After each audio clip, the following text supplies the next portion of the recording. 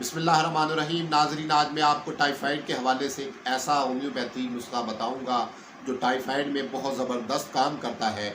अगर typhoid confirm हो गया हो तो टाइफाइड में ये नुस्खा बेधड़क इस्तेमाल करवाया जा सकता है, क्योंकि टाइफाइड के मर्ज़ में इस नुस्खा का बहुत ही ज़बरदस्त और शानदार रिज़ल्ट मिला है। नुस्खा हर तरह के मरीज़ को इस्तेमाल करवाया जा सकता है, खा वो मर्द हो, खा औरत हो, खा बच्चे हो। अगर टाइफाइड कन्फर्म हो गया हो तो इस नुस्खा को ज़रूर इस्तेमाल करें।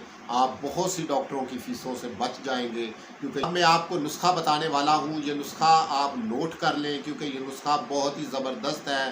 टाइफाइड के मर्ज़ में काम करने वाला है और टाइफाइड के असरात को भी ख़त्म करने वाला है। तो नुस्खा ये है कि बेलाडोना 30 ताकत, बैक्टीरिया 30 ताकत और चाइना 30 ताकत। आप इन तीनों अद्वियात को एक जगह इकट्ठे भी कर सकते हैं।